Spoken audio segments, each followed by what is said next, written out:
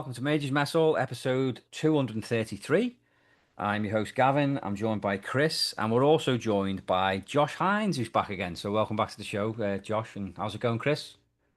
Yeah, thanks. Yeah, all good, all good. And how are you doing, Josh? How are you doing? You okay?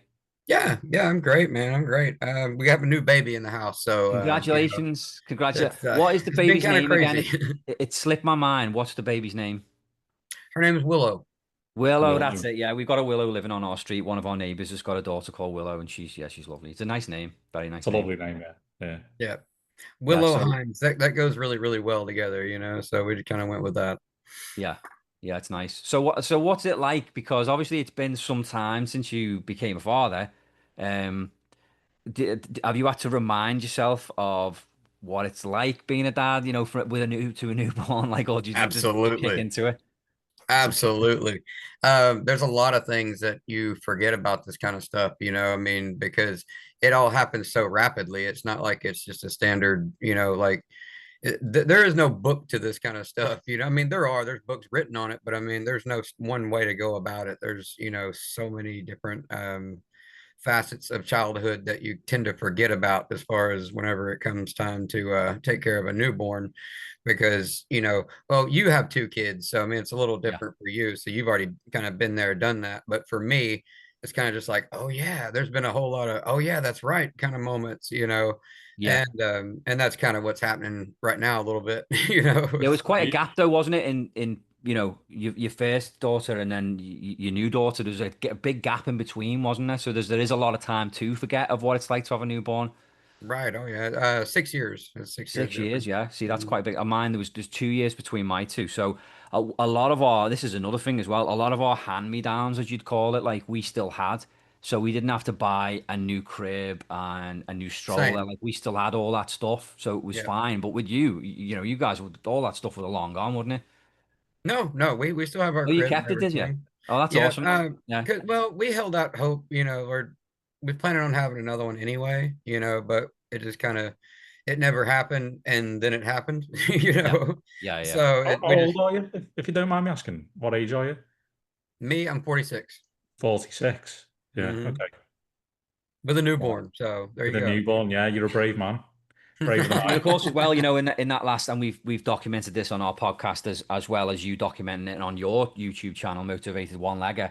You've been through a lot in the past 6 years as well, haven't you? Like that, I mean, I'm sure that put a hold on things family wise. You've obviously, with the Berger's disease, like, and I want to touch on that as well and ask you how you're doing with that, like how's things Sure. going? Seems like you're doing amazingly well.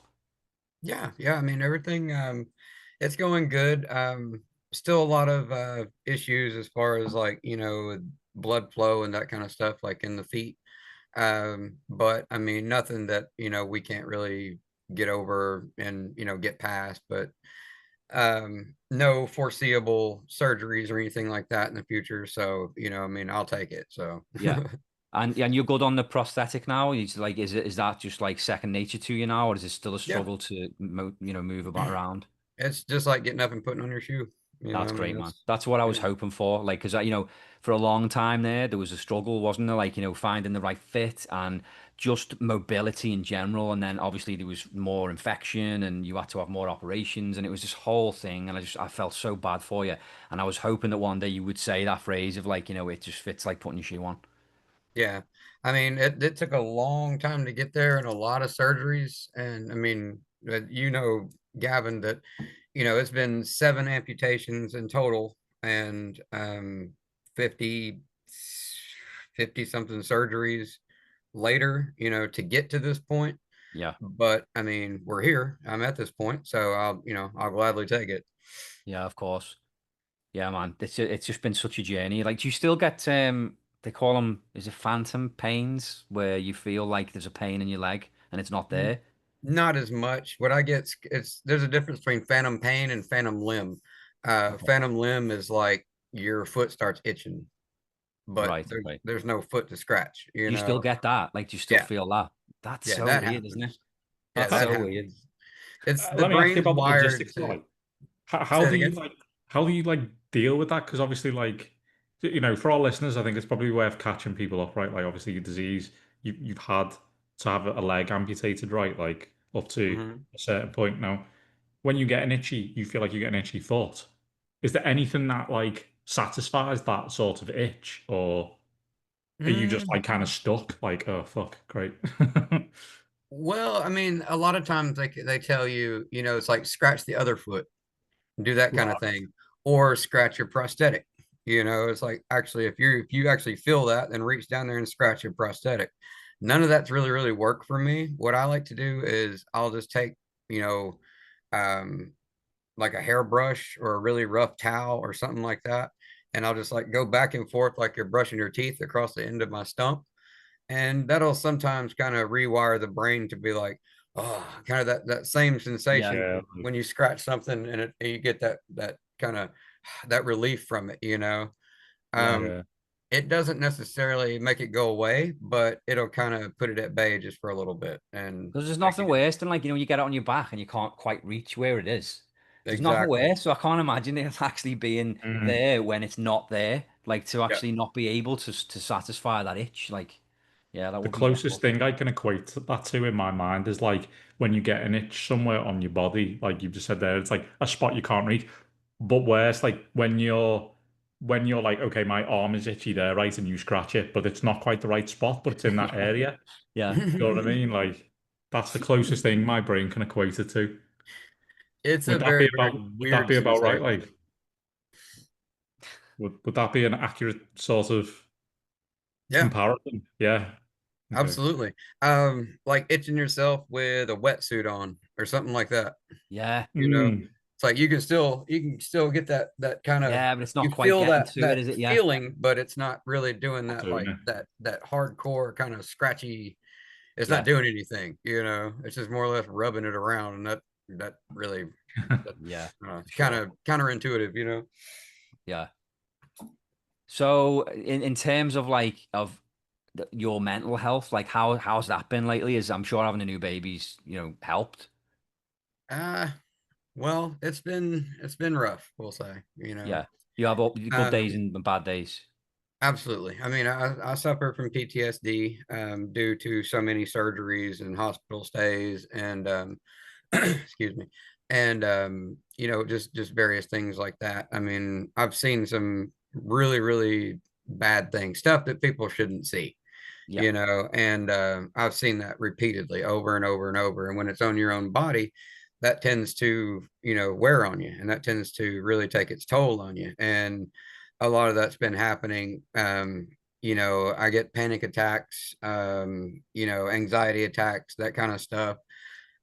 Funny story is obviously, like we was talking about before, we just had a baby.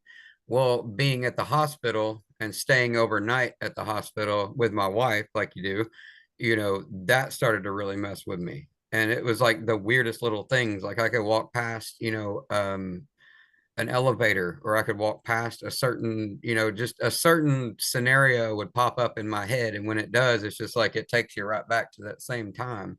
Yeah. You start freaking out, you start sweating. You don't really understand what's going on. You get like super confused.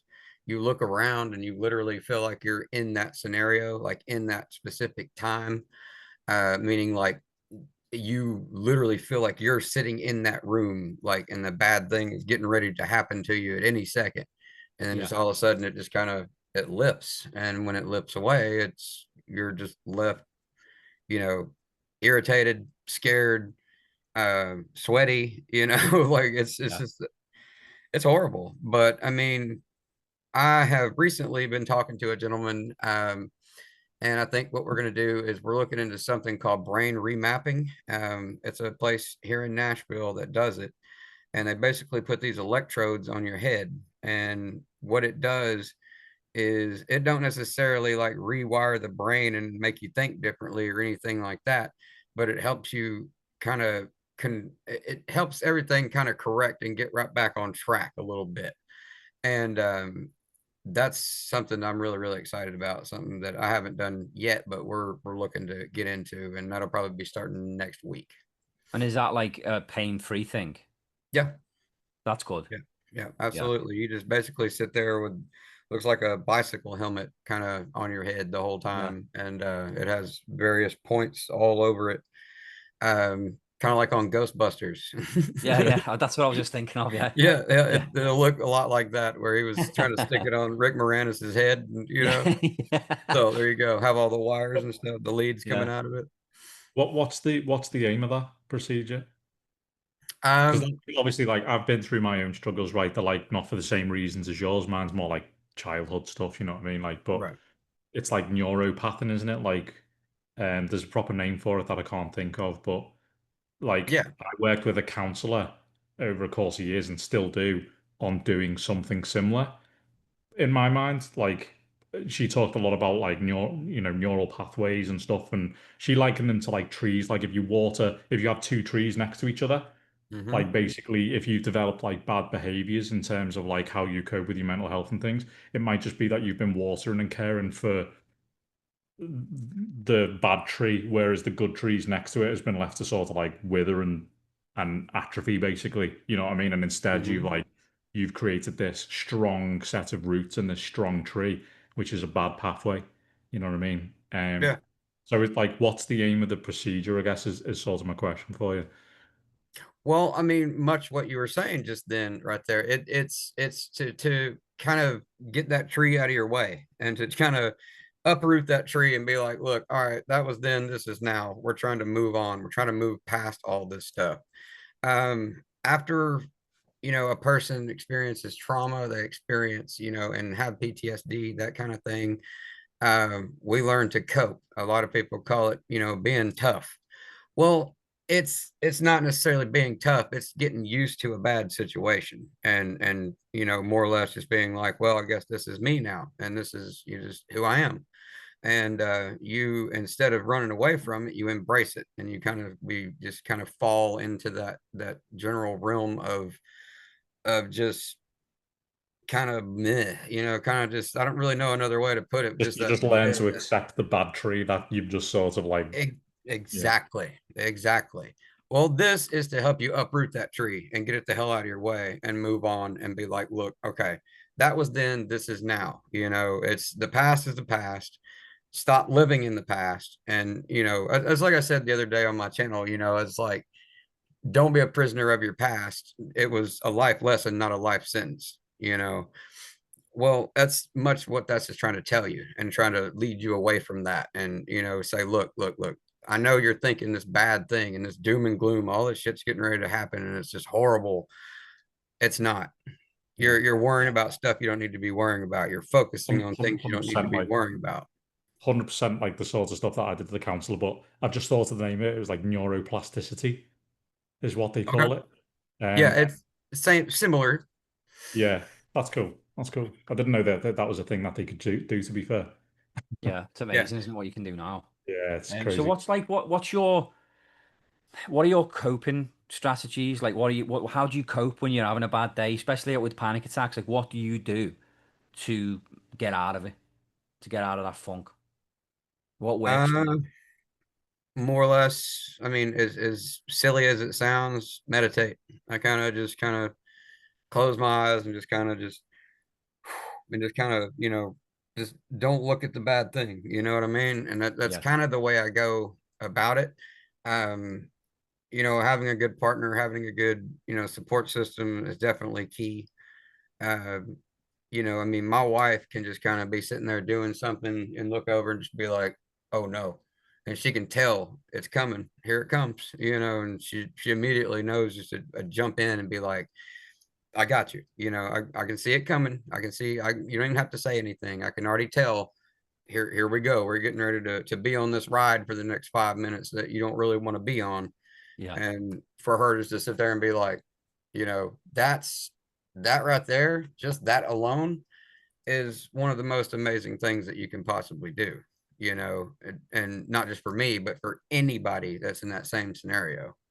Yeah. Yeah, a hand on the shoulder, a hug, uh, Yeah, the reassuring slightest thing. word, a Yeah. text message when So for does she, someone to say, "Hey, how you really doing?" You know what I mean? Like yeah. all of those things just make a massive difference. So for the panic attacks, like does she try and talk to you about stuff that will take your mind off it? Is that like a good way of getting through it? Yeah. Well, I mean, she'll literally look at me and just be like, "Where are you?" Like where you at right now? You know, are you with me? Mindfulness. Are you there? Where are we in this episode right now? And she'll know exactly, like, it sounds silly, but you know, she knows exactly what I'm talking about, and she knows the feeling that I'm saying. Even though she doesn't have them, she still gets that same, you know, type of, she's seen it so much with me and dealt Yeah. with it so much with myself that she knows the questions to ask. You know, she's, where do we attack this from? You know, are you still there? Are you here back? Are you back home with me now? You know, and again, that it's key to know, to know how to talk about it and know how to map it out once it does start happening. Yeah. And you know, having her around to help out with that kind of stuff is definitely huge, you know. Yeah, well, it is because I was just thinking about it. Like, not everyone's got a partner like that. You know, there is some people out there that they're just Yeah. disconnected from that kind of thing, and they're just not a helpful person. Sometimes it's not a natural thing that somebody has to be able to help someone when they're in need like that. So it Hmm. actually is amazing that you've got Kim for that. I mean, that's incredible. I think Absolutely. a lot of the time, in my experience anyway, a person has to have been through an element of suffering with their mental health to grow empathy for it. Like I remember years ago, like 10 years ago, before I had my struggles or they really started, my wife was saying to me, like, you need to go and get counseling, like, you're heading down path and all that sort of stuff. And I was like, nah, I'm fine, I'm fine. You know what I mean? Like, it's like, why are you even talking about this? And if anyone had mental health struggles around me, I just didn't understand. I had no empathy for it whatsoever. I did the whole, oh, you'll be all right, or, like dismissive of it. Like, it wasn't intentional. I meant it from a good place. Like, I was trying to G people up and like keep them on the up and up, but I didn't understand. And it took Yeah. me personally going through my own shite. And, I was diagnosed PTSD for different reasons and anxiety and depression and all that. Like my thing, like the first panic attack I had, I was in the shower after coming home from basically walking out of a job on like the second or third day. Like, don't even remember driving home. Got in the shower, always a comforting thing for me. For whatever reason, I just had like a panic attack and I ended up on the floor of the shower, scrambled out of the shower, crawled over to my phone, literally thinking I was having a heart attack to call my wife or the doctor or an ambulance or something. And by the time I got to the phone, the worst of it had sort of passed. And I realized that it probably wasn't a heart attack. You know what I mean? Very similar feelings to what you've described there, like with sweating and stuff. Now, how they generally manifest in it, like I had one this morning, was in bed. Like I'll wake up at like 4 o'clock in the morning, anxious, panic attack for no reason. And like Spring right up too. exactly my coping mechanism in that sort of headspace is literally to lie there and I just repeat to myself in my head for hours sometimes. Everything's good, but everything's going to be great. Everything's good, but everything's going to be great. Over and over and over again. I'll repeat that to myself. I'll put my hands between my legs so I've got like pressure on my hands or something. And Hmm. that's just like sort of like my dealing with it there. But yeah, like until I went through, back on the original point, I had no empathy for it. And it was not for not wanting to, it's just you couldn't put your health in that couldn't put yourself in that position because you don't understand, you know what I mean? It's like I could never pretend to know what it's like losing a limb. Yeah. You know Right. what I mean? Like we can talk about it, but I'll never understand unless that happens to me. And God forbid, I hope it doesn't. But I think it's the same with like mental health, isn't it? Oh, definitely. 100%. Absolutely. I mean, there's, you know, again, there's so many different facets to PTSD. There's, you know, there's anxiety, there's depersonalization, derealization, you know, and there's, you know, a lot of people say, oh, I have PTSD. And it's just like, it's a nice, pretty bow that goes on it. But no, man, it's like a tree limb, you know, or a tree. It branches out to so many different things. And a lot of people don't understand that. But again, to expect somebody to understand that that's never dealt with it is just ridiculous. You know, I mean, I could never, ever possibly get somebody to understand what it's like to lose a limb unless you've actually been there, you know, Yeah. because I could sit and describe it all day long, what it's like, what, you know, this is a surgery you're going to go through. This is what you have to do. This is what it's going to be like for your PTS. I mean, for your physical therapy, you know, everything. But until you've actually been there, Just it's words, isn't it? absolutely, Just words and absolutely, theories, you know, yeah. and that's what I try to do with my YouTube channel is it's mainly there to help people deal with their new normal, is to help Yeah. people that they've already been under the knife, they've already lost their limb, they're sitting there in bed looking around going, what the hell do I do now? What this is, I'm stuck, I'm useless, all this stuff. I'm there to help you focus on not feeling that way, and understanding that no, you're not useless.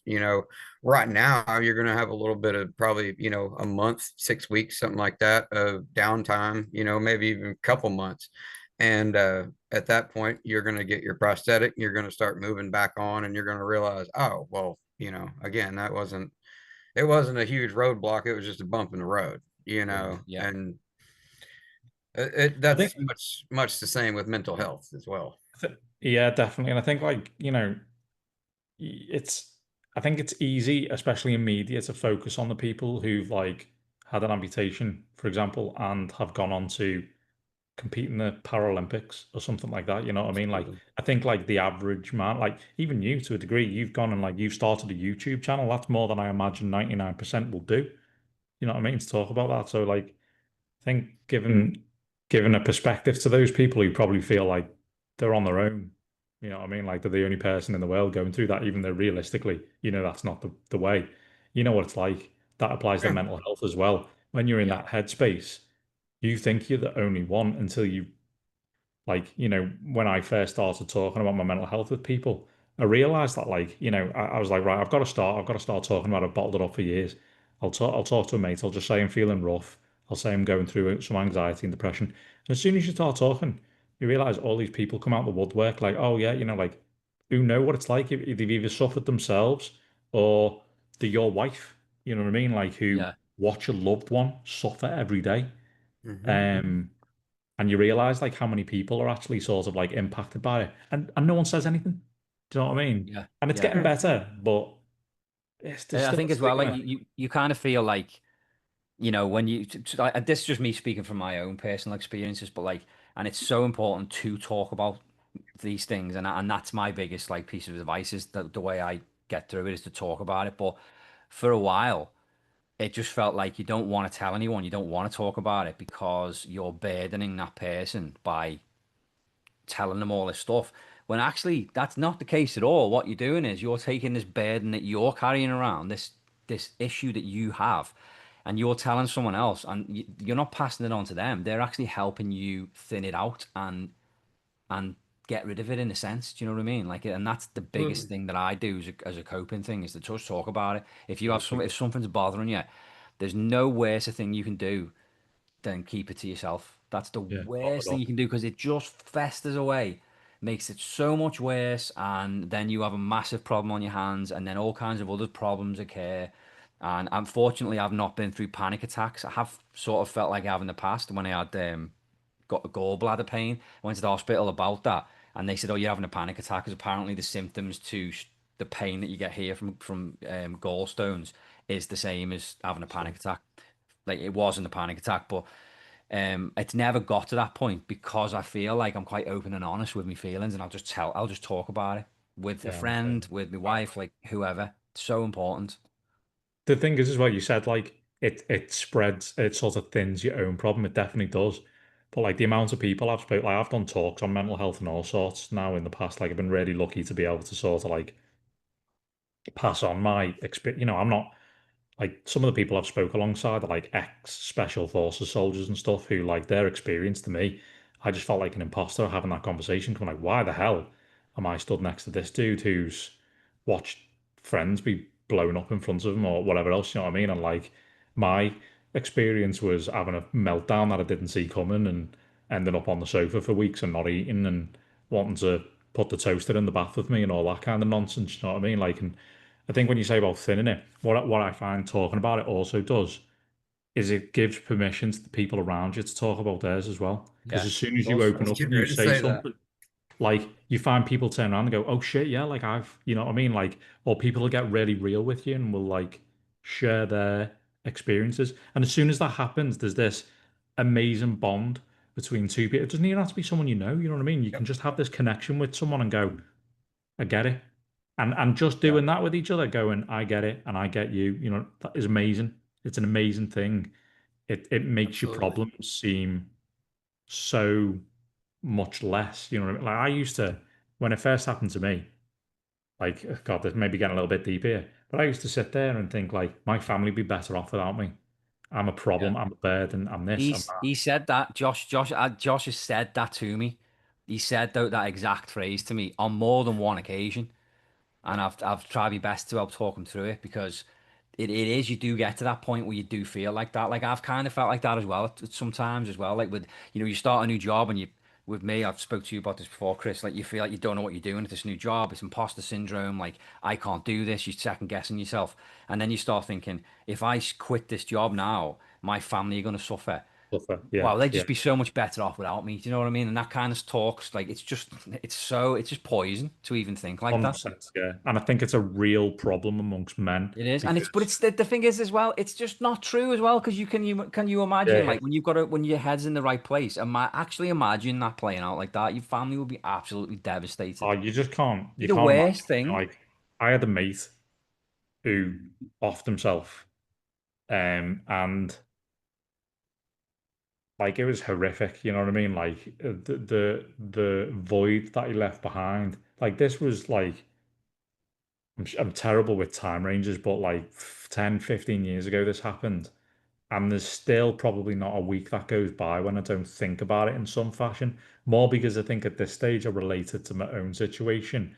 And like you say, the actual reality of that situation is very different from when you're in that headspace and you're like, you know what I mean? Like my family be better off without me or whatever, like, which is just not true. But at the time, that is the last thing that you can think of.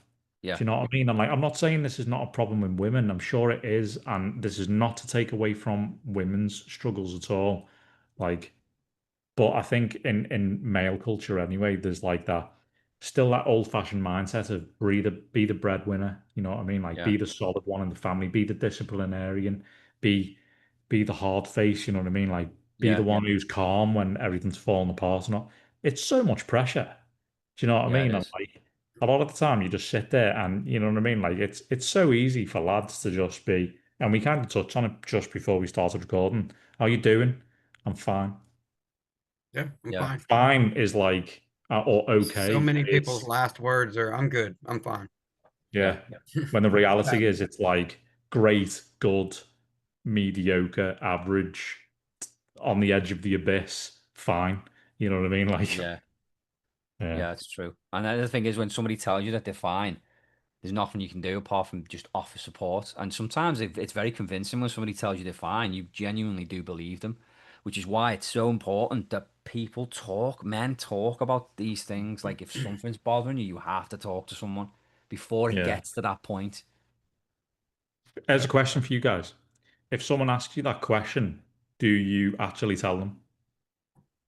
Are you okay? Yeah.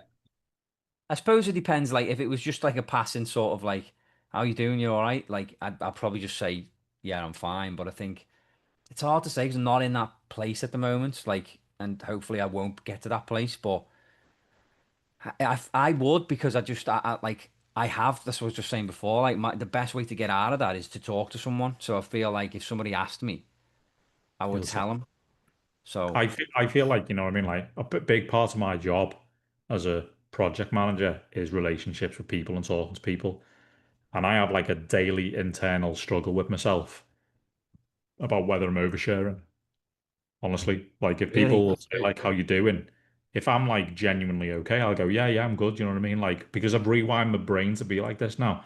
But if I'm having a shit day and someone asks me, there's this instantly locked into the struggle of like, well, do I tell them I'm all right when actually I'm not? I'm struggling today or whatever, or do I be truthful? And like I probably take on a case by case. But sometimes I find myself talking to people and I'm like, why am I telling them this? They probably want to shoot themselves.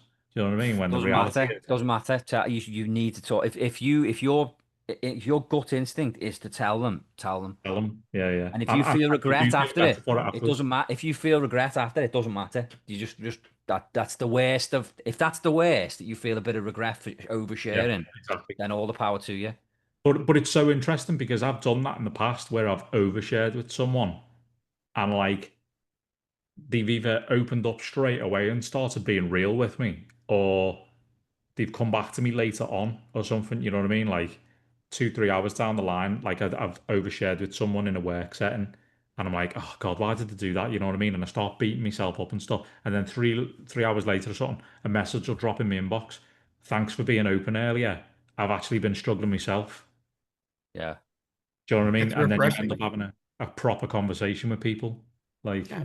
and it's just It's it's refreshing to know that because there's, you don't feel alone. It's just like, damn, me too. Oh yeah, my yeah. God, it's so great knowing that there's somebody else around me 24/7. I mean, we're not going to start a support group with each other, but at the same time, I can look at that person, at any given part of the day and be like, I feel you, Yeah, brother. yeah, it's You're that, having isn't it? It's you're even having if a it's a rough time, fleeting aren't you? moment, even if it's just that passing moment, you know what I mean? Like, Yeah. I've formed connections with people off of those conversations where, like, maybe for them it's the first time they've ever said that to anyone, and it's Yeah. come from me just being a bit forward, you know what I mean, and a bit open about it, you know what I mean? Or like you say, you get that connection with someone where you see them, and the next time you see them, you go, yeah, you ask the genuine question. Then it's like, how you really doing? Yeah. Yeah. It's called trauma bonding. Is that what It, it's got a name, has it? Oh, right, Yeah, okay. it's trauma bonding is what it is. It's two people that can identify no matter what you're a soldier. Well, I have surgical PTSD and medical PTSD, that kind of thing. It doesn't matter. It's two people that can still come together and just be like, how's your day going? How is your day going? Not, Mr. Don't give me Rogers, the hey, how's woolly it canned going? response. Give me the genuine answer. Yeah, yeah, Yeah. yeah, yeah. I'm not talking to John over here. No, we're talking each other. Josh and Chris. This is the conversation we're having. We're not. Yeah. We know each other already to this point. Saying in a a fantasy scenario. And say we work together. Well, we already know each other to that point. So why be fake? Why let's talk about it. Yeah. Granted, you don't want to just sit and just dump on each other all the time. Like every time you see each other, hey, how you doing? Oh man, pretty good. You don't have to have a whole big long diatribe of your feelings, but at Yeah. the same time, it's good to know that there's somebody else out there that when you do see them going wrong, be like, hey, whoa, whoa, come here, come here, come here. Let's Yeah, talk. yeah. Let's That let's hand go on the somewhere and shoulder as talk. you're passing in the corridor, like that squeeze on the shoulder. You know where I am. Yeah. Yeah, Yeah. yeah, exactly, exactly. It immediately gives that person a, kind of just like a passing phase. They'll stop, and be like, "Hey, what's up? Yeah, No, no, no, 100%. no, no, no. Come here, come here. Tell us, come here. What's up? Like, let's talk. What is going on? Yeah. Versus just like, hey, it's a good day. Whatever. You can tell that person is genuinely having a good day. Yeah. Well, Yeah. you start to identify with each other a little bit more, and yeah, there's definitely a lot of scenarios out there, and it's amazing to have that person in your life, really, to be truthful. Yeah. Yeah. It's a blessing, isn't it? It's an absolute blessing. What So what Chris, what what do you do, Chris, to like hope well, yeah, I guess like cope, but like what do you do to sort of like even when you're in a good place, what do you do to stay bring there. joy to your life? Do you yeah, yeah, stay there. Like what do you do to try and stay on that Guys, right there's, path? there's there's a lot of things really. Like a big thing that, and I know it sounds cliche, but a big thing that I found helped me over the last few years, and I didn't think it would. I thought it was a bit of a, oh yeah, they all say that. Um, Physical exercise. Like I started running 3 years ago, and at first, even now, to be honest, like I dread going. You know what I mean? Every part of me is like, "Oh, I don't want to go out for a run or do this or do that or whatever." You know Yeah. what I mean? Like, um, but I feel myself getting antsy when I don't, and I'll go and do it. And it's just that it's like mindfulness, do you know what I mean? It's just taking out of your usual thing, the endorphins of being out. It doesn't have to be running, it can be walking, it can just be swinging your arms around on the spot, you know what I mean? It doesn't matter. It's just doing something that gets you into a place and like meditating. Used to do a bit of yoga. I found that really helped when I was really at my worst because it was just all about mindful movements and things. There's that, playing with my son. I make a point of doing hobbies regularly. You know what I mean? Like I've talked in the last episode about D&D, right? Like a big part of my coping with mental health is D&D because and like I'm sure if I was sat in front of a psychiatrist now, they might slap me on the wrist for this, but for a few hours a week, it's disassociating from the problems and all that, doing a silly voice, pretending I'm something else and I'm somewhere else for a few hours it's just an escape, you know what I mean? And a bit of gaming, like, you know what I mean? Like playing computer games, even if for an hour, for that hour, Mhm. I'm like, I've got a very active brain. Like, if I'm not thinking about something, I'm overthinking stuff I shouldn't be thinking about. Yep. I'm worrying that I'm a bother. I'm like imposter syndrome is something I suffer with massively, and I've talked to Yeah. you about this quite a lot in the background, Gav. But you know what I mean? Like, so those are the things that help me. Being around my family, having, supportive wife who gets it, talking to my family and stuff about it, doing that exercise, looking after myself, you know what I mean? Like, even if that day is small things in a challenging environment, you know what I mean? Like if when I'm at my absolute worst, and say for example I've been off work, even getting up, doing your teeth, getting a shower, putting your clothes on, you know what I mean? The things that might otherwise feel like a mountain to climb on that particular day, doing them is Yeah. because no one's coming to save you. You know what I mean? Like you've got to save yourself, and that starts like one action at a time, I think. Yeah, Yeah. I agree. Yeah, for sure. For me, it's like Well, I like obviously like to sing. Like that really sort of helps me with my mood. Always has done. Video games, playing with my kids, which my son and me, we love playing. We were playing Minecraft before. Playing Minecraft is so good for your So mental health. therapeutic, You're isn't just it? building stuff, and the music that's playing is just like so. I listen to the music on Spotify off that game on its own because it's so just relaxing. So They I'll do nailed that, it, and haven't then they? Da, what's that? da, da, da, Yeah, yeah. da. Yeah, it's brilliant. Yeah. And then, probably one of the biggest ones is doing this podcast, which is why I've stuck it out for so long. It's been almost 10 years and I've so many conversations with so many different people, and it really helps. I mean this with the greatest of respect to the listeners, but for that alone, screw the listeners. It's good for me. Do you know what I mean? Like, it's really, 100%. even without, fortunately, we have listeners, which is great, and we have a good support team there. But like, just for me alone, for my own mental health, doing this, and I know, I'm sure for you, Chris, since you've been involved, and you with your 100%, yeah. YouTube channel, It was an such a good way, unexpected isn't it? It's a good it was an outlet. unexpected benefit, to be fair. The like when I first come on the podcast as a guest, I was like, oh, I'll do it once, gives Gav a guest. I have a bit of a laugh. I see what it's about. Cool. Walk away. You know what I Yeah. mean? And then I realized like I'm like yeah, screw the listeners is always like a funny It's thing, a isn't it? terrible But thing to like say, but you know what I yeah, mean? because Like, because it's good obviously for we worry you. a lot. We worry a lot about like making sure that the content's engaging for people and all that kind of stuff. Yeah, But it's we've probably absolutely lost about 5 or 6 listeners just from saying yeah, they've that. just turned off. Yeah, screw the listeners. Yeah, no, no, no. Like, obviously they're important, super important. Like, without them, Yeah, this doesn't exist. But at the same time, on the occasion where we cancel, honestly, the thing that bothers me about it is like, oh, I was looking forward to speaking to Gav today. yeah, I was looking forward to getting on and having a real conversation about whatever for yeah, half an hour, seeing 100%. seeing a face. You know what I mean? Like, yeah. It's good. It really is good. yeah, I agree with you, 100%. See why I was so adamant about getting on today? Yeah, Josh, like, come on, let's do this. I'm I was like, like, dude, we'll just please, you don't move it. And Josh was like, understand. no, we'll do it today. Yeah, Like, yeah, no, you don't understand, man. Trust me. I need to talk to somebody. yeah. If you do that, I'm No, going it's to good. ship you glitter. If you cancel this, I'm shipping you glitter. Yeah, yeah, yeah.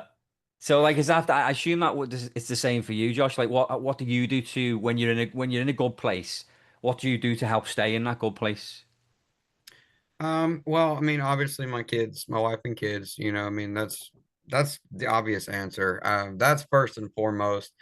Um, and then after that, it's much like you with the show is me with my channel, because on my channel I have, various videos that are, where I'll have part one, two, and three of this thing that I'm doing. And I also have my own show that I run on there called Spotlight on Amputees. And it's exactly basically doing what we're doing right now, is more or less just sitting around talking and, just talking it out, and learning more about that person, that kind of thing. um it definitely helps as far as people that are, again, that are newbies, that my day ones that just, maybe they're still sitting in the hospital right now watching that video or watching whatever, and getting more information than anybody is bringing them. Like, there's nobody right now coming to a hospital room and saying like, hey, when you get home, this is what to expect. When you get your casting, this is what to expect.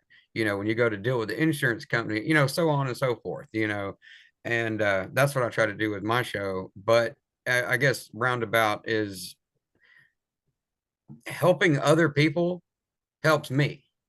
Yeah. It takes the focus off my mind, off myself, and helps me focus on others, whether it be my wife and kids or another friend that I have, or, a stranger. It doesn't matter, if I can, honestly, if I can just help other people and just kind of walk somebody through something, I feel so much better about myself. Like I feel, and it's not just like, look what I did. No, it's not that. It's just a matter of coping. And I mean, it's it helps people deal with such, stuff that they weren't quite ready to deal with yet, and that definitely helps me as far as, like, again, taking the focus off my own stuff and just focusing on somebody else for a while, you know. Yeah. Generally, if you can take your mind off your own stuff, you can kind of, take a breather for a little bit. You're not so focused on everything, and Getting out your own head, isn't it? You know what I mean? yeah, Like, yeah, everything's even not if such that's by doom and helping gloom. people and but your videos probably provide I guess an element of that like trauma bonding that you mentioned, you know what I mean? Like even if they're not speaking to you, Yeah. just seeing that you're not the only one going through that sort of thing is probably hugely therapeutic. Yeah. Well, that's what I always say, I'm not here to be like, yeah, you got this, buddy, and rub you on the shoulder. No, I'm here to tell you this sucks. This fucking sucks. I'm sorry, pardon my language, but Yeah. this You can swear, it's absolutely, fine. okay, this absolutely sucks. This is not a great life. This isn't, you see people, doing this stuff. You see people running and doing all this stuff with prosthetics and mountain climbing and all this great shit. The reason that they're putting that out there, it's not for, hey, look at me, look what I can do. It's not that at all. It's a matter of showing you that, look, this is possible. You can do this, and not climbing mountains and stuff, but you can get up on your prosthetic, you can walk, you can still go to the grocery store, you can live a normal life, and it is possible.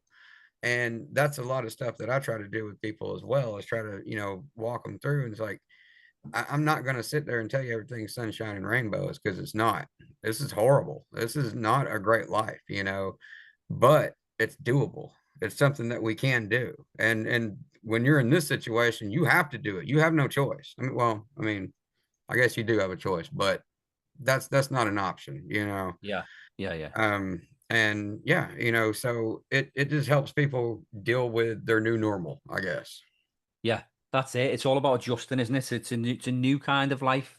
It's a new adjust. There's just so much. It's so different to what you're used to, and it's just about finding that. And then once you're on that path, you know what you need to do. You know where you need to go, and it's yeah. That's me Yeah. saying that who has no clue. I'm just going off what Josh is saying. Yeah, it's like much like the difference of getting a divorce or losing a limb. It's like, well, I got a divorce. I lost my wife. I can go get another wife. I can find somebody else and form a new life. So can she. She can do her thing. You lose a limb, it ain't growing back. There's no surgery to put a new one on. There's no anything like that. They don't have limb transplant surgery in any part of the world. I don't care where you want to look.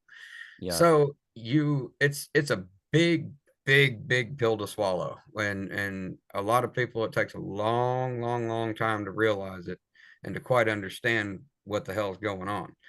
And there again, that's where your PTSD and that kind of stuff comes into play. It's not necessarily, I've seen terrible things. I personally have seen some, we don't have to get into it, pretty horrible shit. But, you know, a lot of people, that's where your PTSD comes into play, is that sudden realization of, oh no, this is, oh no, like this isn't coming back. My leg isn't growing back. It's a final thing. Like, Yeah, yeah, exactly. Exactly. It's that sudden realization of, wow, this is real yeah, and permanent. It's very permanent. And yeah, that, I think, a lot of people have a lot of issues with, and I try to help walk you through that. yeah. Would you You know. say, like, when you first found out you were losing your leg, it's obviously hard to go back to that, but when you first found out, is it is it worse than what you thought it was going to be? And I say that because I would imagine when you first found out you were going to lose your leg, it would have been straight to, I'm going to be in a wheelchair for the rest of my life kind of thing. when Yeah. obviously, that's not been the case because you've had this prosthetic. Like, is it worse or is it better than you thought it was going to be? Well, better, you know what I mean when I say better? I don't mean better. I just mean Not not as as bad. bad. Yeah. Yes. Yeah. Well, see, here's the thing is whenever I lost my limb, I already knew several other amputees, just sheer coincidence. Okay. And so I did have a couple people to walk me kind of through it and just be like, hey, I'm also a below knee amputee. And once I get that, or once you do get that, give me a call. I can try to help you through, walk through a couple things, that kind of stuff. But there's, when I first learned that I was going to lose my limb, like it was just like, all right, we're out of options completely. We don't know what else to do. This is our end of the road right here. Is the last thing that we wanted to do, we're going to have to do. And it happens so fast and so sudden that your mind doesn't really have time to prepare for any of that. You don't really Yeah. Okay. Yeah. understand what's happening. Yeah. Um, you just know that you're about to go in for a really, really horrible surgery, and you don't quite understand the ramifications of what's getting ready to happen afterwards. Because it's not that you don't care, you're just not really thinking about it because there's so much Yeah. happening all at once. See, I can't imagine because like at the few times I've been in hospital to have a procedure done, it's been, to improve something to the point where like when you wake up, it's a good thing. And it's obviously been a good thing for you as well, but just different because you didn't want to lose your leg. Do you know what I mean? So you're gonna Right. wake up and that's the Yeah, reality it's of it. So not I it's not can't like even getting a imagine. snip or something where it's like, you know what I mean? Like Yeah, you yeah, like 'cause chosen to I've been do in for that. that and Someone's yeah. told you it's that or worse. Like kidney stones, like Yeah. I've had kidney stones, I've had to go, be put under to have that dealt with and like it's great when you wake up because the pain's gone and you're back to the way you were before you felt pain and it's great. But for someone like you, it's like you wake up and it's not an ideal situation. It's just like you say, it's the end of the road. And it's what they had to do. So Yeah. that's obviously got to be a lot. I guess I've said to you just so many times that like you should be so proud of yourself for how far you've come and the fact that now you advocate for it now as well. You know, You you're don't you helping don't just people. Yeah. yeah, that's what I mean. Like to actually do that, to go through it and then go, do you know what? I've been through it. I've come out the other side. I'm still struggling, but I feel like I've got something here that I can help people with, and like you Yeah. do it through your That channel and takes stuff. that takes bollocks like as well. Yeah, and like I've seen you've been posting on Facebook like videos of other amputees who are going through it, and it's like you're literally like bigging them up, saying like, look at this person's doing it. And Yeah. like that is like I know you would have loved to have had that back when you were going through all this. That's why I do what I do. Yeah, I want people to feel special. I want people to feel like, I want you to feel like a rock star in your worst moment of life. That's what I hope for you. And that's what I hope for a lot of my new amputees out there, or just people that are out there doing it that've been doing it for 20 something years. It doesn't matter. I yeah, want you to feel it. Everybody deserves to feel like a rock star for a day. I don't care who you are, what your lot in life is, doesn't matter. You could be homeless and just completely down on your luck. I mean, there's some people that don't deserve it, and we all understand that. But at the same time, there's people out there that everybody deserves to feel like a rock star for a while, and that's what I want people to feel like. I want to highlight people's life. I want people to understand and be spotlighted. And that's what I do with my series. Spotlight on It's funny you amputee say that. series. It's amazing that you say that actually, because like honestly, it's one of the things that I find rewarding about doing this podcast with Gav. I've been really lucky that I've been able to stick around and co-host it with Gav. Like, I don't know what we're coming up to now, like 20 or 30 episodes have been a part of it. Obviously, like what, like a year or something, whereas yeah. It's Gav's been been a doing while, it for hasn't it? like 10 and stuff. But like when we can bring on guests or just, like it don't have to be celebrities, just everyday people like you and me, right? Like just how excited people get about it is amazing. And I imagine that your thing, your videos and stuff is very similar, right? It's just like Yeah, something where they can go to mum, dad, friends and stuff and go like, look, I was on this thing. How cool is this? Because I got absolutely. that feeling when I was first. I get it now. Every time I see the episodes go up now, I'm like, fuck yeah, I'm on that one. You know what I mean? Like it's that little buzz. It's like you're a part of something and you've got Yeah, that platform Yep. and someone might hear. You know what I mean? And they might like they might listen to something we say on here and they get a laugh and it takes them away from their problems for a minute. Or you know what I mean? Like they listen to someone amazing talking like yourself, or we've had some amazing guests on in the past like 10, 20 episodes, like Laura Vafiadis, who was, like crossed the oceans in a rowing boat like in like 99 days, after losing her father and stuff. Like having people like that on, and like people being able to like listen to this stuff. And I'm really hoping this episode will be relatable to people as well, because of like the subject and the relative of it, given the that it's mental health month, right? Like men's mental health Yeah. month. But I'm laughing. I'm laughing because Chris is like, we've had some really amazing guests like Laura Vafiadis, and he starts telling you what she's done, and then I'm just thinking to myself, if our next guest on the podcast is that busty heart, the woman with the big tits who smashes watermelons, like, it's like this is like I've talked about it on our last episode, but like she replied to a tweet that like. Or a DM that I think Scott sent 6 years ago. She just recently replied and was like, I've just got your message. Like, I'd love to come on the podcast. So, like, if that actually happens, I mean, don't get me wrong, it will give people a laugh, but not quite the same as but what you were it's just saying. all it's all sort of like it's all like if that episode like answers some weird questions that people might have in the mind and gives them a bit of like, I listen to some of the episodes when I'm out like running or I like think driving it will probably stuff. ask more questions than it will answer. Probably, yeah. But that's How cool in do I get itself, into right? Like, titty smashing? Yeah. yeah. How come I want to ask her, like, you know what I mean? Like, why did it, like a terrible dad joke? Like, why did it take you 6 years to come back to us? Did the comms go tits up or something? You know what I mean? Like, Yeah. Yeah. Well, the tits were in the way of her phone. She couldn't see to reply to us. I've been trying Yeah. to hit send for 6 years. Yeah. Just the I answer with a just, selfie stick, like hold it out. yeah. Yeah. It would be funny if we get it on. I mean, we talked about normally we keep our guests like our potential guests private, but that one I was like, we need to talk about it 'cause if it never happens, it's a funny story we've missed out on by not talking about it. So Yeah, yeah, we'll yeah. see what happens. It will be funny. But How, yeah, I how mean, about you then, Gav? What you do to keep in a good headspace well, I and said before, didn't I, with about singing singing and and that, stuff? and yeah. Do you have coping mechanisms for when maybe things aren't great, or is it the No, same? not really. I like listening to podcasts, but one I always go back to is like it's so old now, but it's the Ricky Gervais like podcast he did with Stephen Merchant, Stephen Carl Merchant and Pilkington. Carl Pilkington, Yeah, yeah, but then he yeah, also did like prior to that, which a lot of people that aren't like hardcore fans know about. He did like a radio show on XFM, which is like a London radio station, and it was the three of them, and it was the best stuff. It's the best stuff they've ever done, and I'll listen to it at night time. It helps me wind down. Sometimes I'll fall asleep and wake up in the morning, and it's still playing on my iPod. Yes, I have an iPod, an old like iPod that still works. Nothing wrong Um, with it.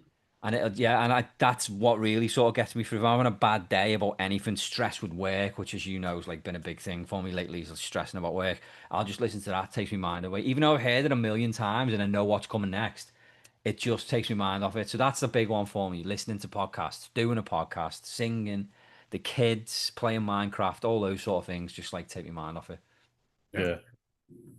Yeah, So definitely. it's sort of like, I guess, very similar to mine then. Like your coping mechanisms are the same as the things that also keep you in a mentally Yeah. good place.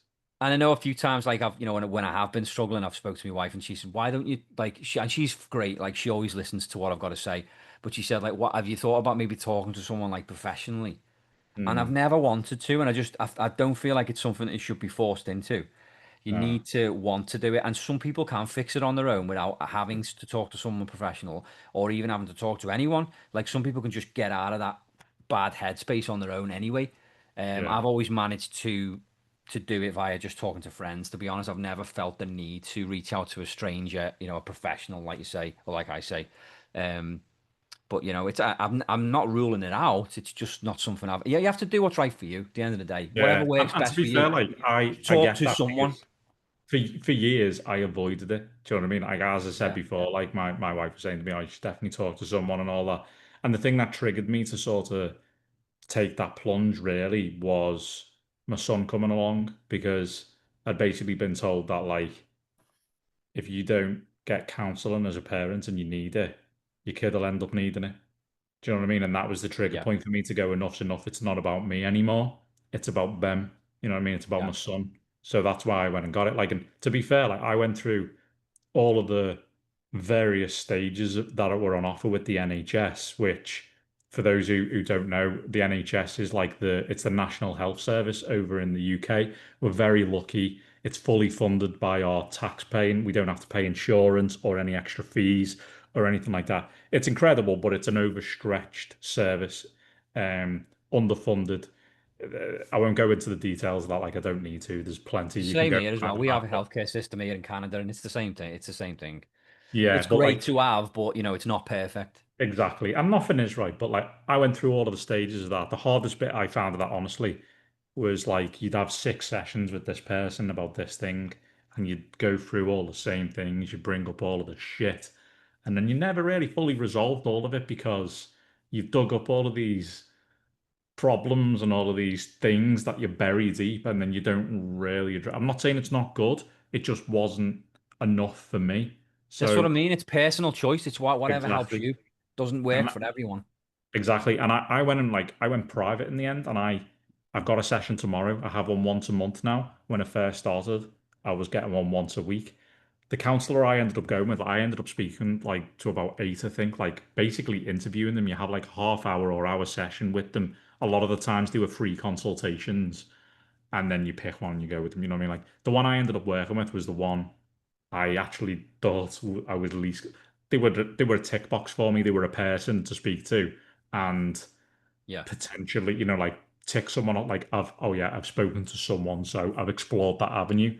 Because the person in question was all about like spirituality, and I am not a spiritual person. I'm a very practical, logical person. You know what I mean? But like, I ended up working with this person who she's almost like a bit hippie-ish, I would say. You know what I Yeah. mean? Like, she's made me buy fucking crystals and stuff, which like I never thought I was going to buy them, but there you go. Um, Yeah. but like one of the most useful things that she's told me, and I want to share is about three types of energy that you have. Like you have your physical energy, which you were taught by sleeping, by resting, by eating right. You have Yeah. your mental energy, which is like what I mean? Like how you deal with work and the kids and everything when everything's on fire, you know what I mean? Like getting away from those things or dealing with them in a positive way. And then you have your spiritual energy, which is topped up by play, Minecraft, right? Or YouTube or your podcast or whatever, like the things that give you joy. And I found that incredibly helpful to like know about those three different type of energies because like I just used to grind myself into the floor with work and stuff. That was my problem. How I would avoid it, and I imagine a lot of people do this, and well, I know a lot of people do this, is they'll just foot to the floor, 100 miles an hour all the time. Boom. You know what I mean? Go, go, go, go, go. And you never really like switch off from that.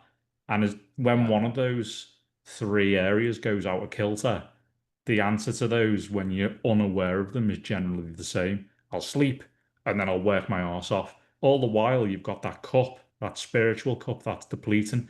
And that's so easy to do when you've got kids and work and adult responsibilities and problems and bills and all this other shit. You neglect the stuff that actually makes you happy. And I think when you're in that bad headspace, thinking about doing or doing those things is sometimes one of the hardest things, which is why I said earlier, you've got to save yourself because Yeah. the things that will help you the most when you're in that place are probably the things you least want to do. And I've seen it with friends, you know what I mean? Like where friends have been like, oh, I don't want to do it this way. I'm like, I'm not down for it or whatever. I'm like, you come, do you know what I mean? Like, I don't want to go out for a walk. Like, I just want to stay in the house. You coming? Yeah. You know what I mean? Like, Yeah. because Absolutely. sometimes people need to see firsthand that it helps them.